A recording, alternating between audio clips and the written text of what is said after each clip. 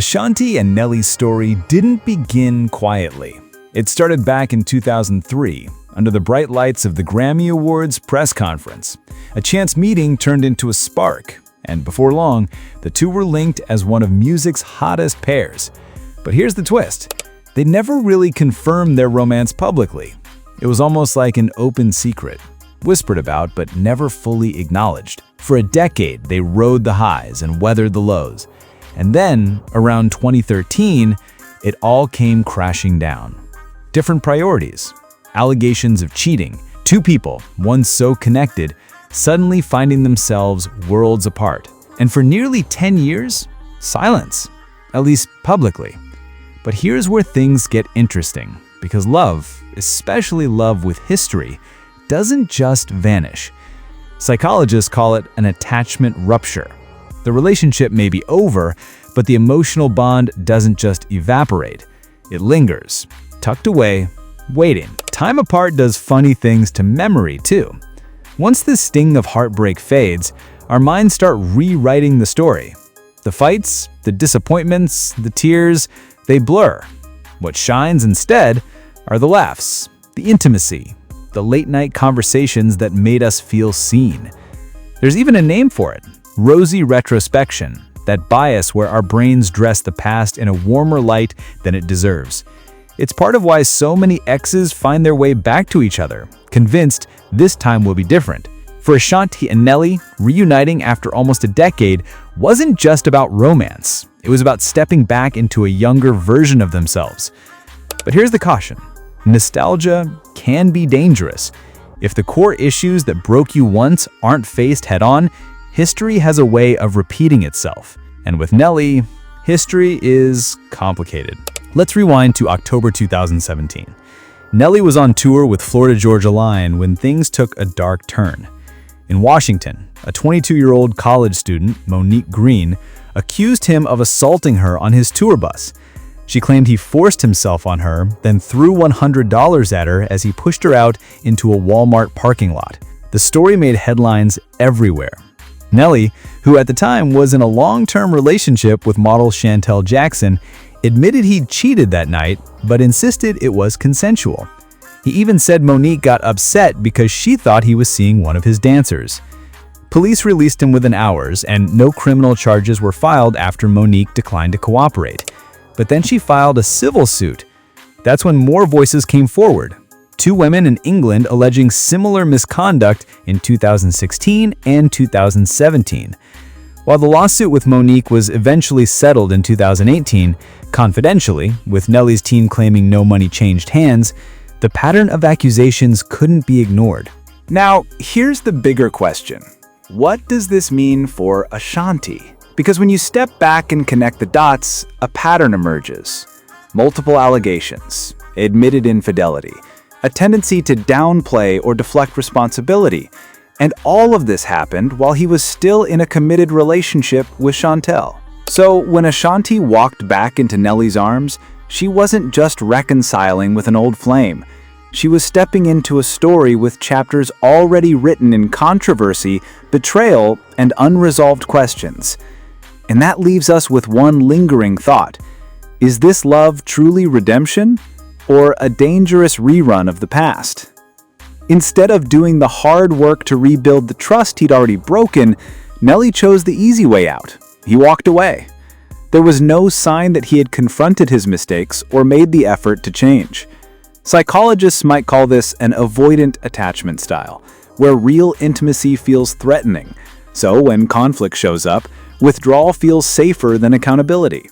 Fast forward to the summer of 2021. After 7 years together, Nelly officially ended things with longtime girlfriend Chantel Jackson.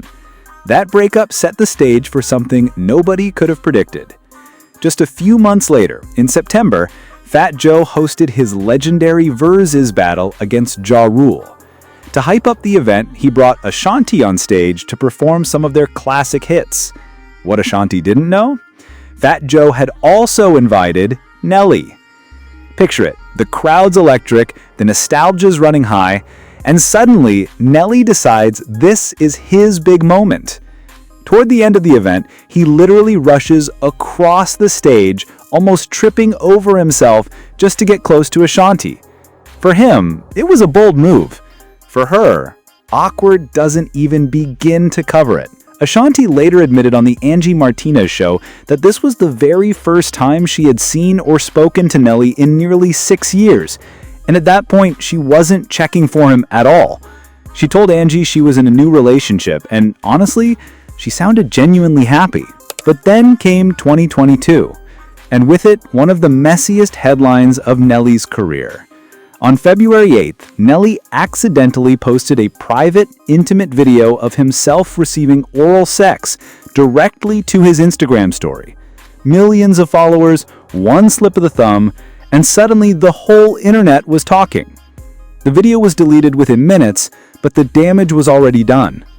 Nelly later released a statement to TMZ saying, "I sincerely apologize to the young lady and her family. This is unwanted publicity for her. Damn, this was an old video that was private and never meant to go public. A messy breakup, a surprise reunion, and now a scandal that kept his name in the headlines for all the wrong reasons. The stage was being set for something even bigger, because little did we know, the Ashanti and Nelly saga was far from over." Just 6 days after that viral Instagram slip-up, on Valentine's Day no less, Nelly and Ashanti were spotted together in Las Vegas, enjoying what many considered their first official date. Now, for some people, this might seem like a sweet, movie-worthy gesture. Love reignited on the most romantic day of the year. But for others, it felt off, almost like whiplash. One week, Nelly is trending for an explicit video leak. The next, he's making grand moves with Ashanti. From a psychological perspective, this isn't just about timing. It points to a deeper pattern. When someone can leap so quickly from public scandal to a romantic reunion, it usually suggests one of two things. Either they're masters at compartmentalizing their lives, separating actions from consequences so cleanly it's almost alarming, or they lean on dramatic gestures as a way to deflect attention from their mistakes. There's even a name for this kind of behavior: crisis bonding. It happens when a person, feeling embarrassed, exposed, or out of control, clings to someone close in order to soothe the sting of humiliation and maybe even reshape the public narrative. For Ashanti, the decision to step back into Nelly's world at that exact moment is layered with its own complexities. Maybe she wanted to show that she wasn't rattled by the chaos surrounding him, that she was above the gossip, immune to the noise. That kind of confidence can send a powerful message. I'm unbothered. I'm here. I'm choosing this. But at the same time, it sparks a bigger, more uncomfortable question. Why start a reconciliation in the immediate aftermath of such a public and humiliating controversy? Was this about genuine love, or about rewriting a story that had gotten messy? What we do know is this: the appearances didn't stop there. They started performing together again, fueling speculation at every turn. And by May of 2023, a source confirmed to Entertainment Tonight that Ashanti and Nelly were officially back together after nearly a decade apart. Another insider told People magazine the couple was taking things slow. But here's the twist. Just a year earlier, Ashanti herself admitted she was ready to settle down and start a family. So the question lingers: is this really a slow burn, or the beginning of a fast track toward forever? By the end of 2023, the Ashanti and Nelly story took a dramatic turn. Not only was Ashanti pregnant, but the couple secretly tied the knot that December. When Nelly sat down with the Bootleg Kev podcast, he explained his reasoning. He said he married Ashanti because he didn't want her to be a baby mama. His exact words: because we already knew where we were in life. If we're back like this must be what it's supposed to be. Now, on the surface, that might sound responsible, even protective. But when you look a little deeper, it raises some real questions about the quality of their bond. See, in healthy, secure relationships, big commitments like marriage are usually framed around love, intimacy, and emotional connection. But Nelly's explanation? It was almost entirely about appearances, about optics, about making sure Ashanti didn't get labeled in a way that could spark gossip or judgment. Psychologists call this a sign of avoidant attachment, where true vulnerability feels uncomfortable, so instead of talking about love or closeness, decisions get framed in practical, almost detached terms. In other words, this is the smart move, rather than this is the woman I can't live without. Because, let's be real, marriage should never be a PR move. It should be about mutual devotion, clarity, and shared purpose. Otherwise, it risks feeling transactional, leaving both people vulnerable to disappointment down the road. And here's where it gets even more complicated. Nelly said he married Ashanti because he didn't want her to be a baby mama. Yet decades earlier, he fathered 2 children, his daughter Chanel and son Cornell, with a previous girlfriend. Back then, he didn't seem in any rush to marry or redefine what family meant. So the question becomes, what changed? Why is marriage suddenly a badge of honor he wanted to give Ashanti when he didn't feel compelled to do the same for the mother of his first children? The answer may lie in how people reshape their own storylines as they age. Nelly is no longer the young rapper riding the wave of early fame. He's a 50-year-old man whose reputation has been scarred by years of scandals, lawsuits, and controversies. And maybe, just maybe, this marriage wasn't only about protecting Ashanti's image, it was also about rehabilitating his own. There's another layer to all of this, one that speaks to selective choices and calculated optics. Ashanti isn't just any partner. She's a global superstar with a carefully curated image. Marrying her doesn't just change Nelly's personal life, it shields both of them from public judgment in ways his past relationships never did. Their family milestone came soon after. Ashanti gave birth to their son, Kareem Kincaid Haynes, on July 18, 2024. Fast forward less than a year later, and in May 2025, Peacock dropped the news that Nelly and Ashanti would star in their own reality series, Nelly and Ashanti, We Belong Together. Cue the excitement. You can almost hear them shouting, "Stop! Yo, our new show is coming out soon." But here's the thing. It's not as raw and unfiltered as life actually is. And no matter how fun it looks on camera, a reality show for a couple like this often signals more than just entertainment. Psychologists say that for public figures with long, complicated histories, putting a relationship on display can be a subconscious way to prove it's real. If everyone sees it, it must be true, right? This is called performative intimacy, turning your love into a show, not just for fans, but sometimes to convince yourselves that it's legitimate. On the surface, fans might think this is a sweet way to celebrate love, but the truth? Televising your relationship can be just as likely to expose cracks as it is to solidify them. A reality show isn't always confidence. It can be a cry for reassurance. And when the show premiered in June 2025, the cracks were impossible to miss.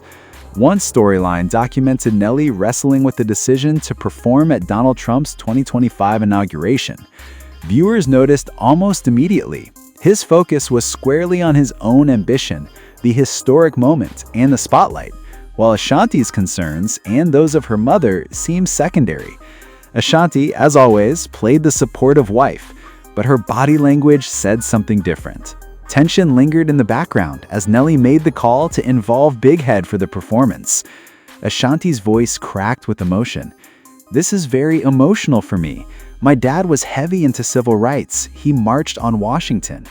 Nelly pressed on, dismissing the hesitation. "You aren't talking about divorcing me because I'm doing it." Ashanti's response? Subtle, measured, but telling. "You're doing it? I talked to you 2 seconds." In that moment, viewers weren't just watching a couple plan a performance. They were witnessing a real-time glimpse of priorities, power, and the tension between love and ambition. Psychologists warn that dynamics like this can quietly erode a relationship. When big decisions are treated as solo pursuits instead of shared choices, emotional distance starts to grow. Over time, one partner may feel unheard, unseen, or like their values don't carry the same weight. This is exactly the pattern that often breeds quiet resentment. One person pursues their goals while the other suppresses their discomfort just to keep the peace. And make no mistake, Resentment buried for too long rarely stays buried. A stark example appeared in a later episode of their reality show, when Nelly openly admitted he planned to take a hands-off approach to parenting until their son could communicate his most basic needs. He said, "Baby, I give you the world. I just isn't changing no diaper." Ashanti, understandably, looked overwhelmed. "Oh my God, it's just a baby. It's a lot." Nelly shrugged. "Well, listen, it's all you. I'm not gonna lie, I got nothing for him. Absolutely not. Until he can say, 'I'm hungry,' or 'I need to use the bathroom,' it's all you." He added, almost with pride, "But as soon as he starts walking, talking, he's with the crew." Some might argue that at 50 years old, Nelly's simply worn out by the demands of caring for an infant, especially since his older kids are already grown. But to many viewers, his attitude came across as dismissive, even cold. By framing the newborn phase as Ashanti's sole responsibility, he effectively distanced himself from one of the most crucial periods of bonding in a child's early development. And here's the catch. No amount of money, hired help, or public gestures can replace that. Psychologically, this dynamic can be damaging on multiple levels. For Ashanti, carrying the bulk of early caregiving responsibilities often breeds isolation, exhaustion, and resentment, emotions that can quietly infiltrate even the strongest relationships. Being a new mom is already a high-pressure job, and when your partner steps back, that pressure multiplies. It sends a silent message: the work of raising a child is yours alone. That sense of isolation can chip away at a relationship, leaving her feeling unsupported during one of life's most vulnerable moments. For the baby, too, early involvement from both parents is crucial. Developmental psychologists emphasize that consistent nurturing from mom and dad lays the foundation for secure attachment, shaping a child's emotional regulation, confidence, and sense of safety. When a father consciously delays his role, it risks weakening that all-important early bond. On the surface, Ashanti and Nelly's story reads like a fairy tale. Celebrity love, a secret wedding, a newborn son. But love alone can't erase old patterns or unfinished business. Reunions rarely offer true closure. More often, they give us a chance to relive old dynamics under the illusion of a fresh start. The real lesson here? Love isn't just about finding someone familiar. It's about confronting the parts of yourself that feel safest in dysfunction. It's asking the hard questions. Are you together because you've truly grown and done the work to be different, or because it's easier to pretend the past never happened? For Ashanti and Nelly, the years ahead won't be sustained by chemistry or nostalgia alone. They'll need accountability, honesty, and the courage to sit in discomfort, the kind of unglamorous work where genuine connection is built. Because at the end of the day, love isn't measured by flashy announcements or public declarations. It's measured in the quiet, mundane moments where real partnership lives. And if that work isn't done, all the shared history in the world won't be enough to stop this story from unraveling again.